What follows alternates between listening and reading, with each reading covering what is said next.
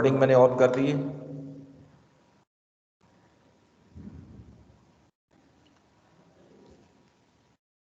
जी। Open कर ली book आप लोगों ने? चलिए जी। Given below is the statement of profit और loss of Shakir industries for the year ended 31 December 2015। ये पूरी इनकम स्टेटमेंट दी हुई है सेल से लेकर और प्रॉफिट बिफोर टैक्स तक। थोड़ी सी इसमें करेक्शन कर लीजिएगा, थोड़ी सी एरर है इसमें। एरर क्या मतलब? टाइपिंग एरर है। ये sale, cost of sale, gross profit, operating expenses आ रहे हैं। इसके बाद जो ऑपरेटिंग प्रॉफिट के साथ अदर इनकम लिखा हुआ है, इसको नीचे ले आना है, यानी सारी एक रो नीचे आ जाएगी। यानी अदर इनकम आपकी 3.440 है, profit before interest and tax 21.1 है, फाइनेंशियल चार्जेस 5.30 है और प्रॉफिट बिफोर टैक्स जो है वो 15.80 है। यानी एक जो है ना आपने वैल्यू नीचे रीच करनी है। अच्छा जी। Following information is available.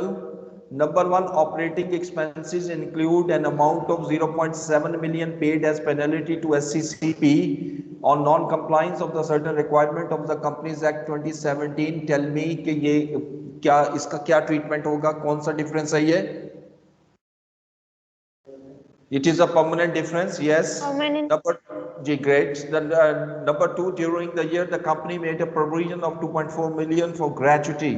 The actual payment on account of gratuity to outgoing member was 1.6 million. तो बताइए क्या करना चाहिए मुझे यहाँ पर करंट टैक्स के कॉन्टेक्स्ट में?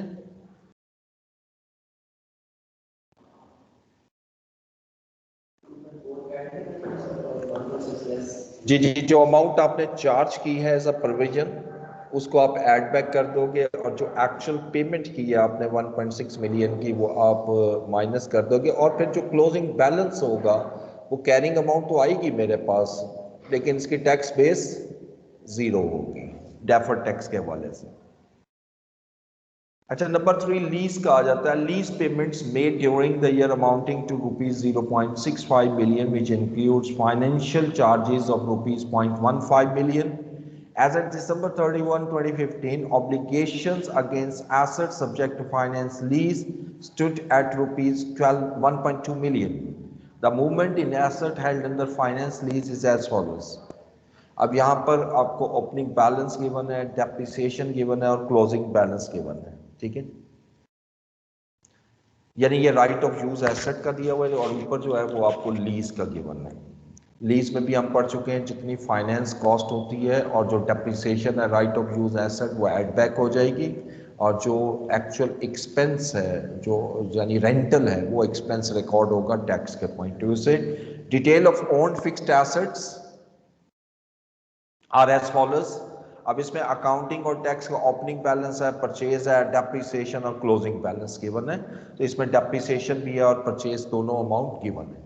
Next, capital work in progress as on 31 December 2015 include financial charges of ₹2.3 million which have been capitalized in accordance with IAS 23 borrowing costs. However, the entire financial charges are admissible under the Income Tax Ordinance 2001. देखिए एक चीज याद रखिएगा कि जो हम capitalise करते हैं बोरोइंग कॉस्ट अकाउंटिंग के अंदर, जो IAS 23 के अंदर वो कैपिटलाइज हम बिल्कुल कर रहे होते हैं, लेकिन टैक्स इसको एक्सेप्ट नहीं करता। टैक्स कहता है जी कि कैपिटलाइजेशन इसकी नहीं होगी, इसको आप एक्सपेंस रिकॉर्ड कर सकते हो, करो, ठीक है। तो इस पॉइंट ऑफ व्यू से जो एक्सपेंस आपने रिकॉर्ड नहीं किया हुआ ना वो रिकॉर्ड कर दोगे। Deferred tax liability and provision for gratuity as at 1st January 2015 was this million. Applicable income tax rate is 35%. Okay. ये वो क्वेश्चन है जो पास पेपर में आया था और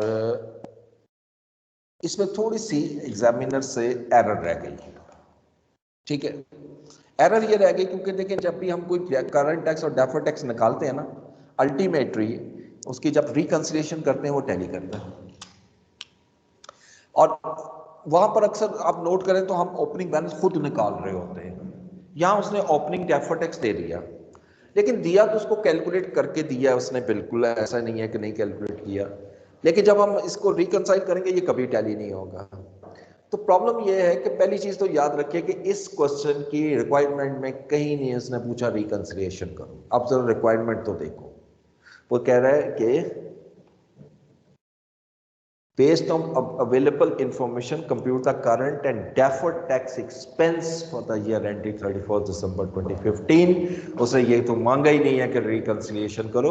तो एग्जामिनर के बड़े सिंपल रिमार्क्स थे कि because it is not required in question there is no need to make a reconciliation, कि रिकंसाइल करने की जरूरत ही नहीं है, तो आप क्यों कर रहे हो। सो पहली बात तो ये है कि अव्वल तो मैं इसको अब भी एग्री करूंगा कि डाटा इस तरह बनाना चाहिए, बेशक वो रिक्वायर्ड ना भी हो, जब मैं रिकंसिलिएशन करूं तो रिकंसाइल होना चाहिए। तो स्टैंडर्ड के प्रिंसिपल से तो नहीं हमें हटना चाहिए, है नहीं हो। अब इसको कर लोगे या मैं कर दूंगा, बोलो क्या कहते हो, कौन करेगा, डिसाइड कर लो।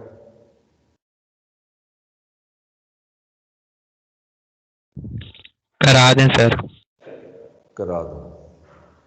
उस्मान नहीं बोला, नींद आई हुई है, उस्मान सोए हुए हो। सर मैंने ज्वाइन अभी किया, मुझे पता ही नहीं है क्वेश्चन कौन सा है। माशाल्लाह, बुक नहीं है आपके पास। ये बुक है, ज्वाइन अभी किया सर। सब अच्छा लाइट नहीं थी सर। चलो,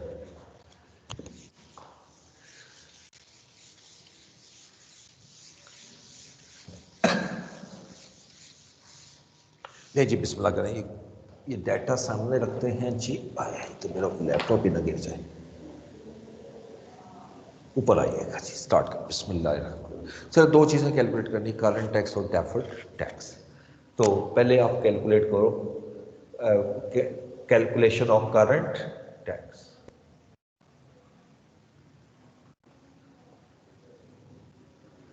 करंट टैक्स कहाँ से स्टार्ट होगा हमारा कैलकुलेशन में, पहले मैं लूंगा accounting profit which is also known as profit before tax.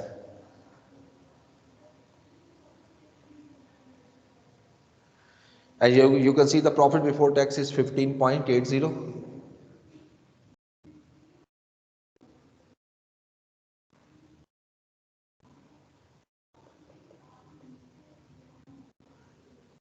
15.80। अब यहां से अब देखते जाते हैं जो एडजस्टमेंट है। तो सबसे पहले देखें ऐड बैक करेंगे, यहां मैं ऐड देख देता हूं, और जो लेस करना होगा वो यहां ले आता हूं। तो सबसे पहले वो लिखता है operating expenses include an amount of 0.7 million paid as penalty to SCCP on account of compliance of certain requirement of Companies Act। तो ये कितनी बात है, नॉन कंप्लायंस है, ये परमानेंट डिफरेंस है, इसको ऐड बैक करता हूं।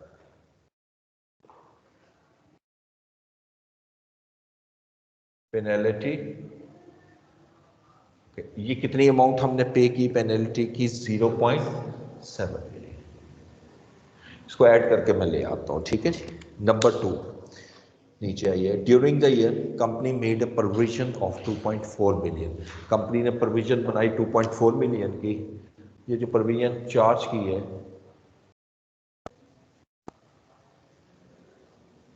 वो ऐड बैक हो जाएगी 2.4 मिलियन, और जो आपने एक्चुअली पे किया है वो लेस हो जाएगी पेमेंट अगेंस्ट प्रोविजन।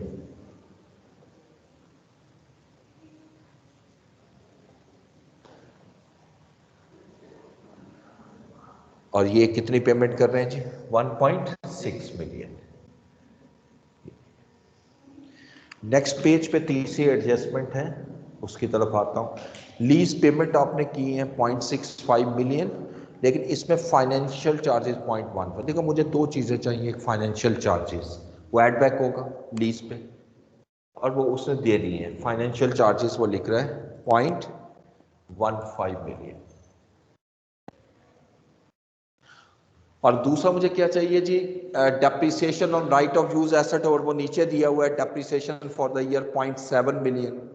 ये लीज एसेट पे, राइट ऑफ यूज एसेट पे depreciation on right of use asset 0.7 million.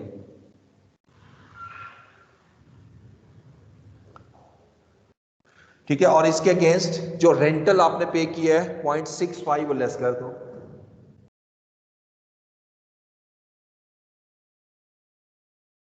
0.65 million वो माइनस कर दो।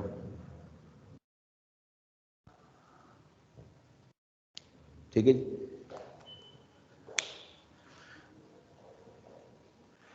नीचे एडजस्टमेंट आइएगा ऑन्ड एसेट पे। ऑन्ड एसेट पे तो एक ही है, एडजस्टमेंट एक ही होती है। यू नो दैट कि डेप्रिसिएशन एक्सपेंस जो है वो हम ऐड बैक करते हैं और टैक्स डेप्रिसिएशन लेस करते हैं। और देखो डेप्रिसिएशन में अकाउंटिंग डेप्रिसिएशन वो दे रहा है नंबर 4 एडजस्टमेंट में 1.1। तो डेप्रिसिएशन एक्सपेंस इसको ऐड बैक करो 1.10 और टैक्स डेप्रिसिएशन दे रहा है 1.65, वो लेस कर दें 1.65। ठीक है जी। उसके बाद नीचे नंबर 5 पे लिखते हैं कैपिटल वर्क इन प्रोग्रेस जो है, जिसपे आपने 2.3 मिलियन की कॉस्ट लगाई थी, फाइनेंस कॉस्ट जो कैपिटलाइज आपने की थी वो कैपिटल वर्क इन प्रोग्रेस में शामिल है। टैक्स ये कहते हैं कि ये जो आपने कैपिटलाइज किया इसको एक्सपेंस आउट करो। तो इसका अकाउंटिंग ट्रीटमेंट अगर मैं रिवर्स भी कर दूं तो अकाउंटिंग ट्रीटमेंट में तो प्रॉफिट एंड लॉस में तो आता ही कुछ नहीं, इसलिए वो तो ऐड बैक हो गई नहीं। लेकिन जो आपकी फाइनेंशियल चार्जेस है ना जो आपने पे किए हैं वो आप लेस जरूर करोगे टैक्स के पॉइंट ऑफ व्यू से। टैक्स ये कहते हैं जी कि आप इसको एक्सपेंस आउट करो। 2.3 मिलियन हमने कर दिया। जब एक्सपेंस आउट करेंगे तो यकीनन एक साल का एक्सपेंस बन जाएगा। नेक्स्ट, अच्छा इसे आगे वो लिखता है डेफर्ड टैक्स लायबिलिटी और प्रोविजन फॉर ग्रेजुटी जो है वो आपकी इतनी इतनी है, उसको छोड़ दें और एप्लीकेबल टैक्स रेट इज 35%। ठीक है। तो अब इतने हिस्से को पहले सॉल्व करें, इसको प्लस करें 0.7, 2.4, 0.15, 0.7, 1.1।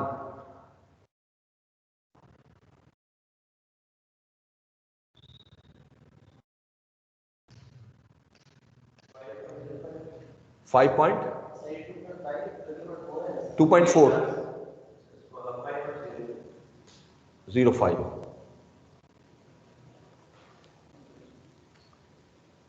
और ये प्लस कर लें 1.6, 0.65, 1.65 और 2.3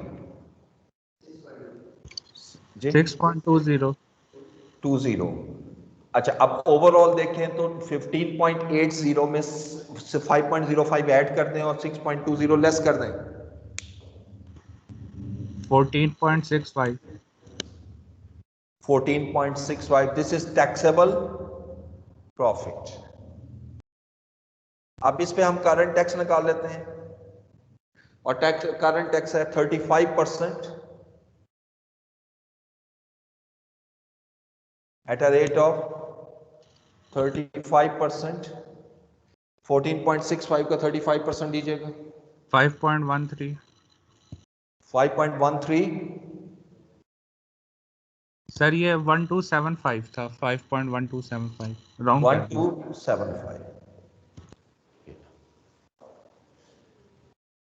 अच्छा अब आइएगा डेफर्ड टैक्स की कैलकुलेशन में।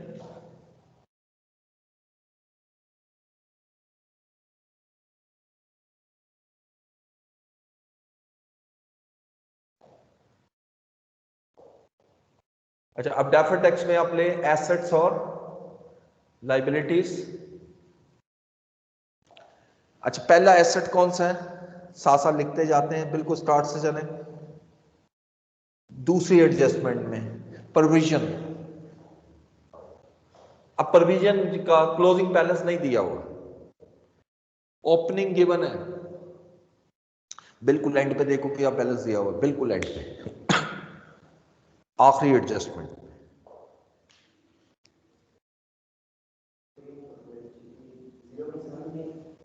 0.7 मिलियन ओपनिंग बैलेंस था, 2.4 मिलियन की मजीद आपने चार्ज की और जो पे किया वो माइनस कर दो, क्लोजिंग बैलेंस आ जाएगा। या टी अकाउंट बना लो, ये तो इजी है इसलिए मैं जुबानी कर रहा हूं। तो प्रोविजन की कैरिंग अमाउंट निकालें, कितनी बनी समझ आइए आप लोगों को।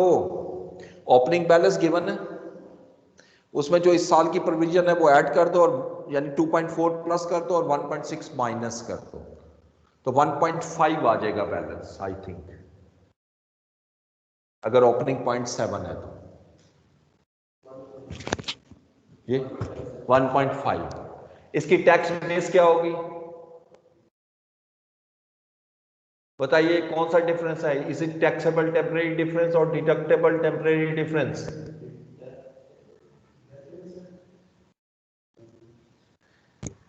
टैक्सेबल।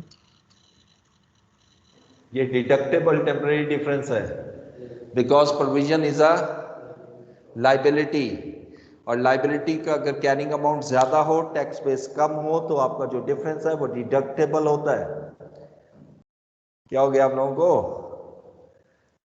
अच्छा अब आइए अगर लीज पे, finance lease, lease obligation, lease liability कितनी है कैरिंग अमाउंट, वो उसने क्वेश्चन में दी हुई है। देखिए वो लिख रहा है जी के सेकेंड लाइन में, asset 31 December 2015 obligation against asset subject to finance lease stood at 1.2 million. आपकी जो ऑब्लिगेशन है वो 1.2 मिलियन है। ये 1.2 मिलियन आ गई, इसकी टैक्स बेस क्या होगी? जीरो। जीरो, क्योंकि ये टैक्स मानता ही नहीं इस लीज को, तो फिर लाइबिलिटी तो क्रिएट हो ही नहीं सकती। कौन सा डिफरेंस आया? Deductible taxable? Deductible. Deductible same है, जो आपकी प्रोविजन है वो भी लाइबिलिटी है, लीज लाइबिलिटी भी लाइबिलिटी है। फिर आएगा राइट ऑफ यूज एसेट। अब राइट ऑफ यूज एसेट का जो क्लोजिंग बैलेंस है वो 1.8 है, टैक्स बेस जीरो होगी, क्योंकि टैक्स तो मानते नहीं है फाइनेंस लीज, तो एसेट ही नहीं होगा। अब ये डिफरेंस कौन सा है? टैक्सेबल। अब टैक्सेबल डिफरेंस हो गया, क्योंकि एसेट है ना ये वाला। नेक्स्ट नंबर 4 एडजस्टमेंट में ओन्ड एसेट दिए हुए हैं।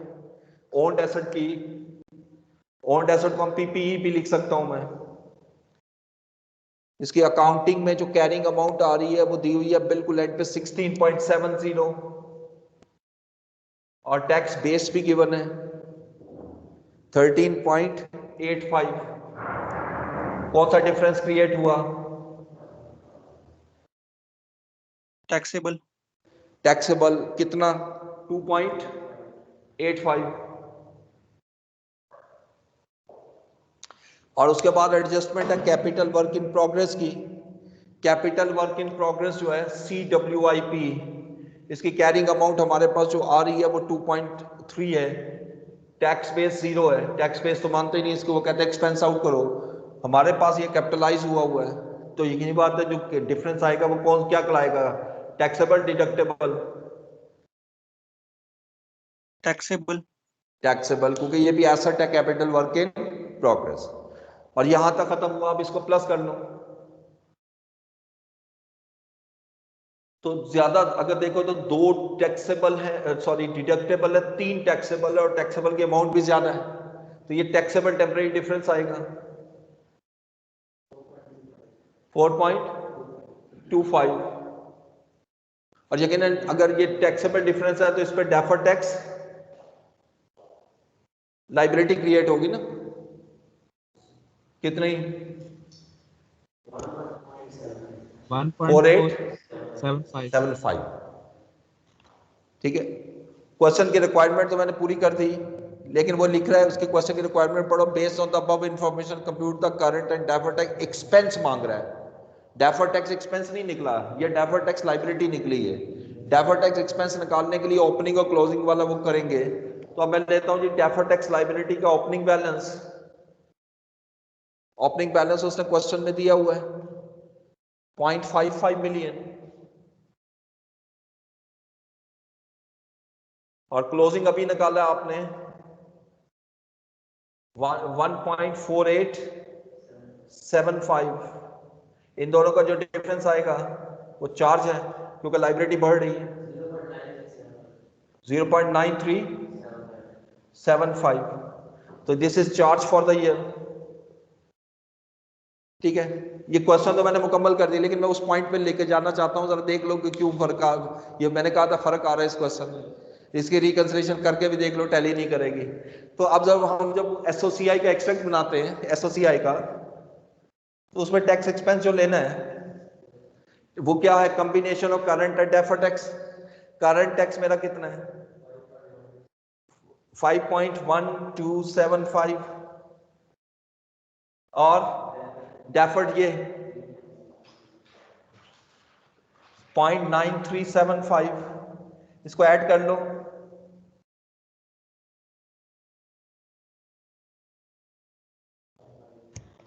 सिक्स पॉइंट 065 6.065, ठीक है जी। अच्छा, अब ये तो हो गया मुकम्मल टैक्स एक्सपेंस। अब मेरा अकाउंटिंग प्रॉफिट कितना है, रिकंसिलिएशन बनाओ। अकाउंटिंग प्रॉफिट 15.80, 15.80 का 35% लीजिएगा, 5.53 53 सर 5.53 है सर। पूरा पूरा है यस सर, पूरा पूरा। ना करो यार, ओनली 5.53, चलो मान लेता हूँ। तो क्यों नहीं दिल मान रहा, 5.53 नहीं आ सकता, 30% 35, ठीक है। अच्छा जी आगे चलिए। अब डिफरेंस किसकी वजह से होता है, होगा एक ही परमानेंट है और वो है पेनल्टी, उस पर टैक्स ले लो 0.70 इंटू 35%,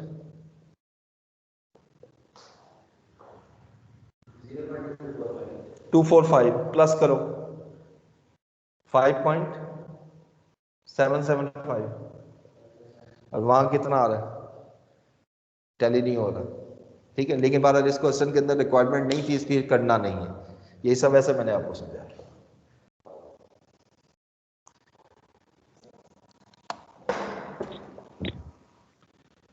एक्सक्यूज मी सर। जी जी, सर ये जो वर्क इन प्रोसेस के बारे में टैक्स क्या कहते हैं, या सिर्फ इस क्वेश्चन के लिए आपने टैक्स बेस इसकी नील की है, या टैक्स वर्क इन प्रोसेस को मानता ही नहीं है? वर्क इन प्रोग्रेस को वो देखो, वर्क इन प्रोग्रेस को बिल्कुल मानता है। जो फाइनेंस कॉस्ट IAS 23 के थ्रू हम कैपिटलाइज करते हैं और वो कैपिटल वर्क इन प्रोग्रेस में जाती है, वो उसको नहीं मानता टैक्स, वो कहता है इसको एक्सपेंस आउट करो। Okay sir, thank you.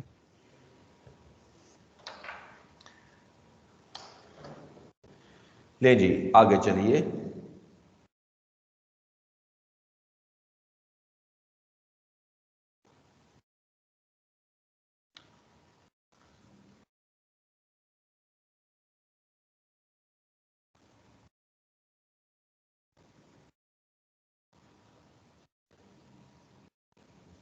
Example number 6 देखिएगा। ये एग्जामिनेशन पास्ट पेपर का क्वेश्चन है और ये क्वेश्चन आपको लीज का नजर आएगा, लेकिन ये लीज और कॉम्बिनेशन है लीज और डेफर्ड टैक्स का, ठीक है। और रिक्वायरमेंट पहले पढ़िएगा। देखो पहले वो कहता है pass journal entries in the books of Mars Limited for the year ended 30 June 2015 to record the above transactions including tax and deferred tax. यानी अब आपने सिर्फ लीज की वो नहीं करनी, लीज की तो एंट्रीज होनी है ना पूरे साल की, उसके साल के एंड पे फिर 2 एंट्री और करनी है, करंट टैक्स और डेफर्ड टैक्स की, ठीक है। नंबर 2 वो कह रहा है B requirement prepare a note to the financial statements relating to disclosure of lease liability in accordance with requirement of IFRS। और यहाँ पर वो कह रहा है फाइनेंशियल स्टेटमेंट्स के नोट बनाओ टू डिस्क्लोज लीज लाइबिलिटी। उसने सिर्फ लीज लाइबिलिटी का नोट मांगा हुआ है बहरहाल, लेकिन आप इसका भी बना सकते हैं। तो ये क्वेश्चन तो कोई मुश्किल नहीं है, हो जाएगा ये वाला, कर लोगे कि नहीं? Yes sir. चले ठीक है, इसको लिख लो होमवर्क के तौर पे। मैंने कल किसी भी स्टूडेंट से यकदम मंगवा लेना है व्हाट्सएप आपको चेक करने के लिए, और हाथ से हुआ हो अपनी अपनी हैंड राइटिंग में, इसलिए ये होमवर्क लिख लो।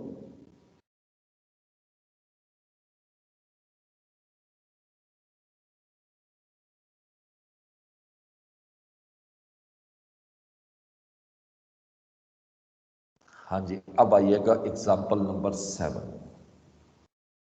Example number 7। अच्छा एक चीज मैं और करवा दूं, वैसे तो उसने सिलेबस में लिखा हुआ है लेकिन आपकी बुक में क्वेश्चन दिए हुए इसलिए मैं करवा ही देता हूं।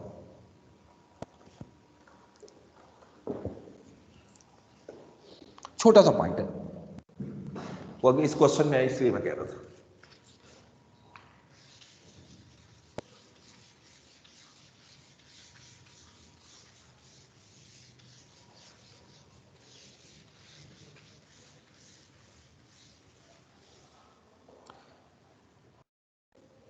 मैं सिर्फ एक एडजस्टमेंट दूंगा और बड़े ध्यान से देखिएगा इसको। ये मेरा अकाउंटिंग प्रॉफिट है,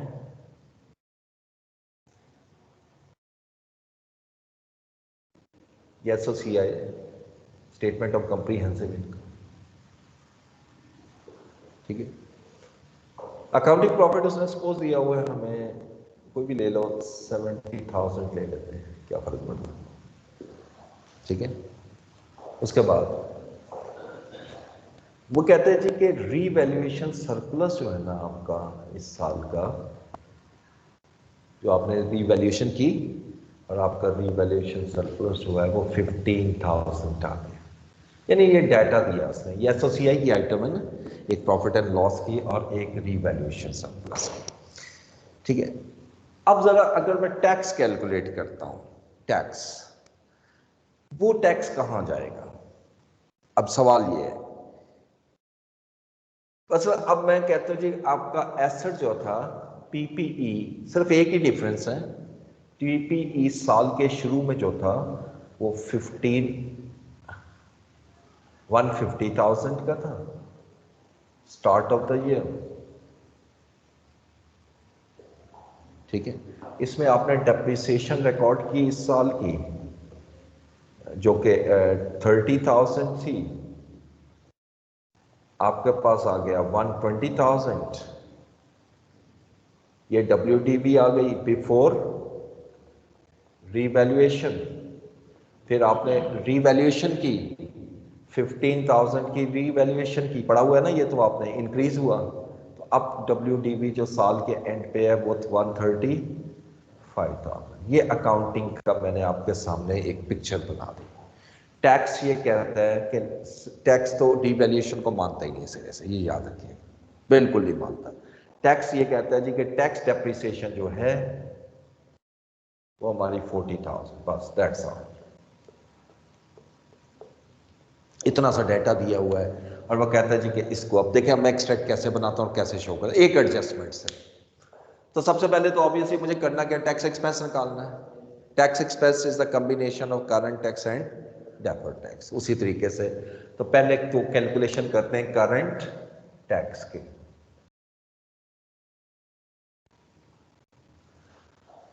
जी करंट टैक्स कैसे निकालोगे, अकाउंटिंग प्रॉफिट लोगे 70,000, इसमें जो प्लस होगा डेप्रिसिएशन एक्सपेंस, और डेप्रिसिएशन अकाउंटिंग में जो आपने रिकॉर्ड किया वो 30,000 है, वो एड बैक हो गई। और टैक्स अलाउ कर रहा है जी कि नहीं आप लेस करो 40,000, ये देखिए टैक्स अलाउ करता है कि आप 40,000 रिकॉर्ड करो। तो अब बताओ अकाउंटिंग टैक्सेबल प्रॉफिट कितना आया, कम हो गया ना 60,000। करंट टैक्स निकाल लो, इस पे वही 30% रेट रखते हैं, तो करंट टैक्स जो है वो 18,000।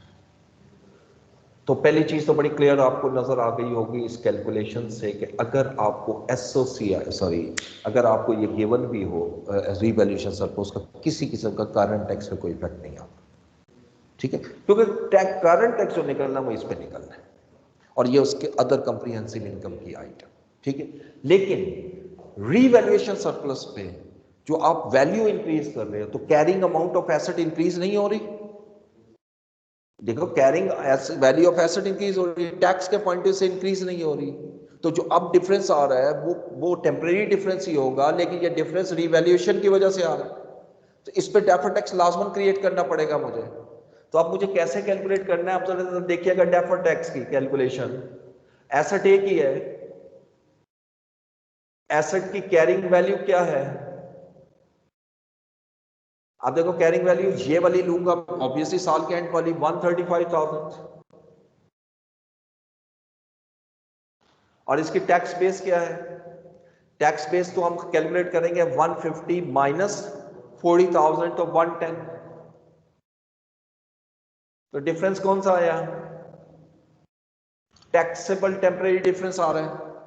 अब जब टैक्सेबल टेम्परेरी डिफरेंस आ रहा है तो इस पर डेफर्ड टैक्स निकलेगा, लाइबिलिटी निकली 30% के हिसाब से 7,500, ठीक है। लेकिन अब ये याद रखना है ये सारी की सारी टैक्स एक्सपेंस में नहीं जाएगी, जो आप डिस्क्लोजर बनाते हो ना करंट टैक्स, उसमें नहीं जाएगी। इसमें हमें अलहदा करना पड़ेगा कि कौन सा टैक्स ऐसा है जो, हाँ जी, जो एसओसीआई में जाना और कितना अदर कंप्रीहेंसिव इनकम में जाना है, ये बहुत जरूरी होता है।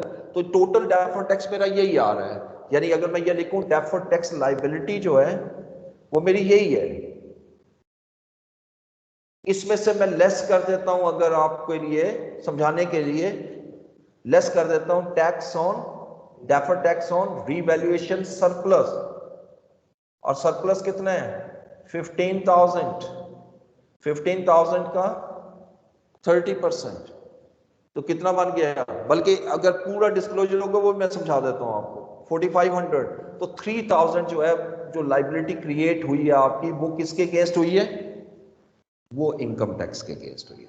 लेकिन ओपनिंग भी तो चाहिए ना मुझे, ठीक है। ओपनिंग में मैं अज्यूम कर रहा हूं कि टैक्स बेस इक्वल है, कैसे 150 को लेके चल रहा हूं, तो फिर यही आंसर आएगा ना 3,000। तो 3,000 मैं यहां लेके जाऊंगा।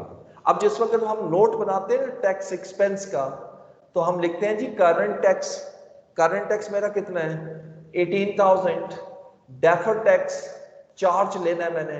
अब डेफर्ड टैक्स चार्ज कितना आएगा, क्योंकि ओपनिंग तो 0 थी, तो क्लोजिंग कितनी आ रही है 3,000, 7,500 आ रही है, उसमें 45 निकाल दिया मैंने, बाकी कितना रह गया 3,000। ये 3,000 यहां आ जाएगा, 18 और 3 कितना आ गया 21,000। अब जरा देखते हैं क्या इस एग्जांपल में किसी किस्म का कोई मैंने परमानेंट डिफरेंस लिया है, आंसर इज नो।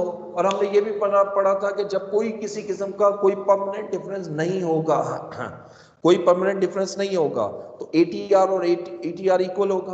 तो जरा करके देखते हैं, 70,000 प्रॉफिट है, इसका 30% लगाएं, 21,000, आपका 21,000 आ रहा है। लेकिन जब मैं स्टेटमेंट ऑफ फाइनेंशियल पोजीशन में जाऊंगा और यहां पर डेफर्ड टैक्स लायबिलिटी शो करनी है ना मैंने, तो डेफर्ड टैक्स लायबिलिटी किस हेडिंग में आती है, नॉन करंट में। तो डेफर्ड टैक्स लायबिलिटी की कितनी अमाउंट लूं जी, यहां पर जो अमाउंट आएगी वो 7,500, ठीक है। उसके बाद जो रीवैल्यूएशन सरप्लस है वो कहां जाता है, इक्विटी में। अब रीवैल्यूएशन सरप्लस कितना है 15,000, लेकिन इसका जो टैक्स है वो इसी में से माइनस होगा 4,500। इसका डेबिट इफेक्ट ये है, तो 9,500 आपका रीवैल्यूएशन सरप्लस है। इससे पहले जो आप पढ़ते आए हो, जो इंट्रो FR1 तक जो revaluation surplus without tax, ignoring tax था, लेकिन जहां टैक्स आ जाए तो उसका बहुत फर्क है, टैक्स काफी टफ है इसका। तो ये एक छोटा सा मैंने आपके सामने हिस्सा किया कि अब ये यहाँ पर मैं अगर सम अप करूँ, एक बात समझा दूँ आपको स्टैंडर्ड की।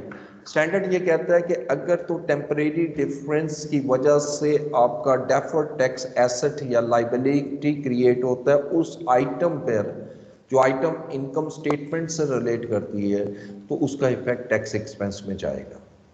अगर कोई ऐसी आइटम जो एसओसीआई से रिलेट करती है, उसका और उसकी वजह से टेम्परेरी डिफरेंस क्रिएट होता है, तो स्टैंडर्ड हमें गाइडलाइन देता है कि फिर उसका जो डेफर्ड टैक्स होगा वो उसी आइटम के अगेंस्ट एडजस्ट होगा, मतलब रीवैल्यूएशन सरप्लस के अगेंस्ट एडजस्ट होगा। इवन मैं जर्नल एंट्री भी करके दिखाता हूँ आपको।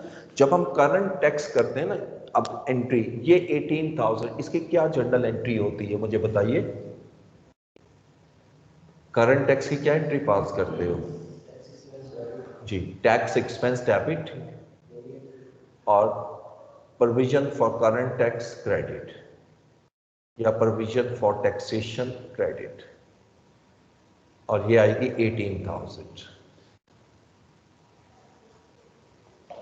अच्छा, फिर जब डेफर्ड टैक्स की कैलकुलेशन करते हो तो अब इसकी जो एंट्री इसकी नहीं होती 7,500, ये तो क्लोजिंग बैलेंस है।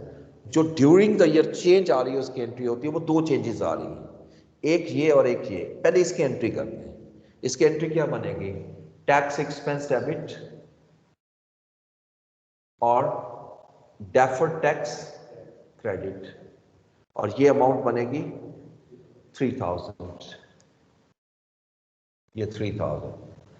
फिर जो रीवैल्यूएशन आपकी हुई थी, रीवैल्यूएशन की एंट्री तो आप पढ़ चुके हो, वो नहीं कर रहा मैं। उसकी एंट्री क्या होती है, रीवैल्यूएशन एसेट डेबिट और रीवैल्यूएशन क्रेडिट, वो एलिमिनेट करने के बाद की बात कर रहा हूँ। इंक्रीज हो रहा है तो एसेट डेबिट, पीपीई डेबिट और रीवैल्यूएशन सरप्लस क्रेडिट। फिर जब इसका टैक्स निकलेगा जो कि 4500 आ रहा है, अब मैं टैक्स एक्सपेंस को डेबिट नहीं करूंगा, मैं डेबिट करूंगा रीवैल्यूएशन सरप्लस को डेबिट करूंगा और डेफर्ड टैक्स को क्रेडिट करूंगा जो 4500 है, यानी 4.5। अब अगर गौर से देखिए तो मैंने क्या किया, यहाँ जो डिस्क्लोजर में डेफर्ड टैक्स में लाइबिलिटी शो कर रहा हूँ 7500, या 3 + 4.5, और जो मैं यहाँ सरप्लस शो कर रहा हूँ रीवैल्यूएशन 9500, वो बेसिकली 15,000 का सरप्लस क्रिएट हुआ था, 4.5 उसमें से माइनस हो गया तो 9500 आ गया। और करंट लाइबिलिटी तो खैर वो तो उसमें तो फर्क नहीं है, वो उतनी आएगी 18 बिलियन। ठीक हो गया, बात समझ आई जी?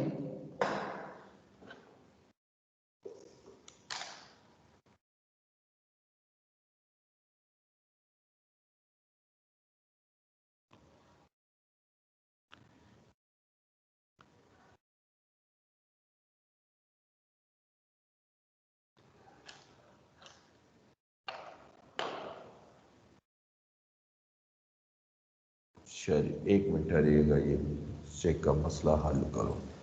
तलहा इजाज कुरैशी,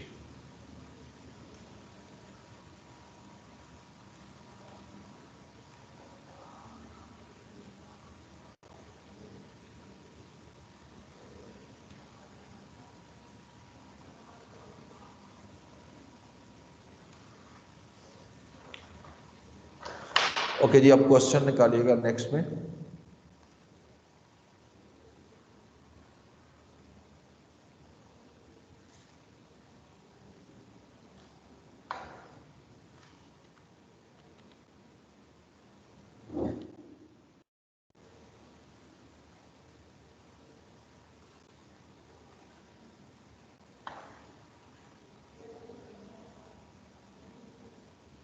हाँ जी, तो क्वेश्चन है एग्जाम्पल 7, ये बहुत ज़बरदस्त क्वेश्चन है बिलाल इंजीनियरिंग लिमिटेड का। क्वेश्चन की रिक्वायरमेंट चेक करो तो ये मेरा कंप्लीट क्वेश्चन है। देखो पहला तो वो कह रहा है कि जर्नल एंट्रीज पास करो in respect of taxation for the year ended 31 दिसंबर 2050, और सिर्फ टैक्स की एंट्रीज करनी है, 2 एंट्रीज करनी है, पर अगर ओसीआई की आएगी तो 3 हो जाएंगी। ठीक है। Second, prepare a reconciliation to explain the relationship between tax expense and accounting profit as is required to be disclosed under IAS 12 income tax। देखो जब रिकंसिलिएशन मांग रहा है तो उसके अलावा भी सारे डिस्क्लोजर बनाने पड़ेंगे आपको ना, उसके बगैर तो नहीं आप रिकंसिलिएशन कर सकते। ठीक, आप क्वेश्चन देखते जाओ। Bilal Engineering Limited earned profit before tax amounting to 50 million during the year ended 31st December 2015. The accountant of the company has submitted draft accounts to the finance manager along with the following information, which he believes could be used in determining the amount of taxation. Number 1, accounting depreciation for the year is 10 million, which include rupee 1 million charge on the difference between cost and revalued amount. ये अब इससे अगले साल की बात करें, अगले साल जब डेप्रिसिएशन निकालेंगे तो रीवैल्यूड अमाउंट पे निकलेंगे ना अकाउंटिंग में, तो वो ज्यादा है, तो इसका कोई फर्क नहीं है, ये जस्ट कंफ्यूज कर रहा है, बस हमने डेप्रिसिएशन सारी ऐड बैक करनी है। ठीक है। Then a motor vehicle costing 1 million was taken on lease in 2014. Related clauses of lease are as under: annual installment of 0.3 million is payable annually in advance. The lease term and useful life is 4 years and 5 years. Interest rate implicit given a accounting depreciation on leased vehicle is included in the depreciation referred to in para 1 above। ये जो ऊपर depreciation दी हुई है ना 10 million, इसमें ये भी शामिल है। ठीक है, ये भी, ये तो हो जाएगा, तो ये एडजस्टमेंट भी हो जाएगी। सेम अभी करके दिखाइए मैंने आपको। Tax depreciation on the asset owned by the company 7 million, ये टैक्स डेप्रिसिएशन आ गई ओन्ड एसेट की। ठीक है, लीज की तो वैसे ही नहीं होती। Research and development expenditure of 15 million were incurred in 2013 and are being amortized over a period of 15 years. For tax purposes, research and development expenses are allowed to be written off in 10 years। यानी accounting में हमने उसको 15 साल तक amortise करना है, tax कहता है जिसको 10 ईयर्स तक अमोर्टाइज करो, लेकिन however 10% of these expenses were not verifiable and have not been claimed, यानी वो डिसअलाउड हो जाएंगे। और डिसअलाउड एक्सपेंस को हमें नॉर्मली ऐड बैक करते हैं, यहाँ जरूरत नहीं है क्योंकि रिसर्च एंड डेवलपमेंट में अकाउंटिंग ट्रीटमेंट जब रिवर्स करता हूँ तो फिर खत्म हो गई कहानी। ठीक है, next, expenses amount to 0.25 million were disallowed in 2012, ये वो प्रायर ईयर वाले आ गए। Out of these 0.15 million were allowed in appeal during the current year, यानी अपील में जो फैसला आया उसके मुताबिक 0.15 मिलियन जो है वो आपका अलाउ कर दिया है। The company had initially expected that the full amount would be allowed but has decided not to file a further appeal। ठीक है, और कंपनी जो है वो कह रहे हैं कि अब जो भी उसने फैसला किया बस मान रहे हैं, मजीद अपील में नहीं जा रहे। तो ये जो 0.10 जो है ना, इस पे जो टैक्स बनेगा वो प्रायर ईयर टैक्स है। ठीक है, तो एप्लीकेबल टैक्स रेट इज 35%। जी बोलो, हो जाएगा ये? हो जाएगा इंशाल्लाह ये। तो ये 2 क्वेश्चन मैं दे रहा हूं होमवर्क के लिए। एक कौन सा क्वेश्चन दिया था मैंने? 6 और 7। 6 और 7, ठीक है, 6 और 7 ये दोनों करने हैं।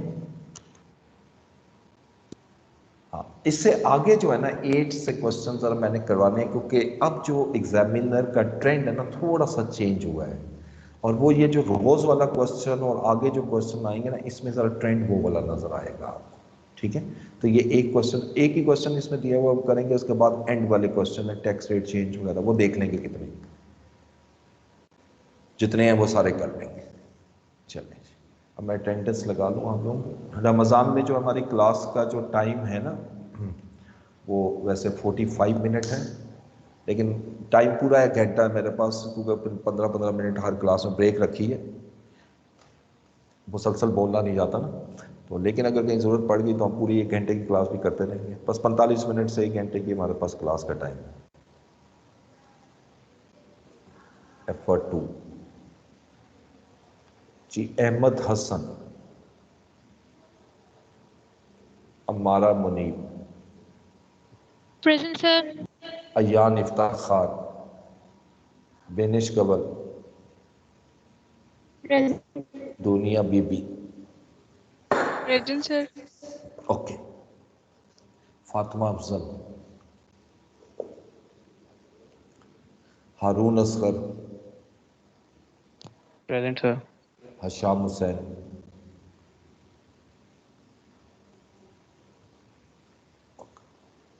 अब Hasan Abdullah, present sir.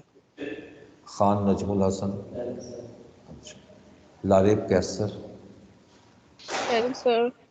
Present. अच्छा, Malak Talha Nawaz, present sir. Mahreen Ehsan, Mohammad Abdullah, present sir. Mohammad Ahmed, Aqeel रजा,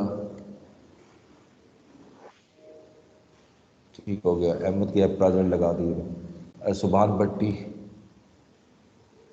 Mohammad Umar, Usman Ghani, present. Riyan Ahmed, present. Saira Tariq, present sir. Saman Khalid, present. Sarmad Basharat, sir वो प्रेजेंट है, उसका माइक नहीं चल रहा। ओके ठीक है, हो गया, फिर लगा दिया। Sair Rishi, present sir. Shahzeb Rehman, Shanoor Tahir, Syed Mohammad Sharjeel, Syed Tahira Naqvi, Usama bin Rizwan, Usama Hafeez, present sir. Okay, then ठीक है, और किसी की अटेंडेंस रह गई हो तो बता दीजिएगा।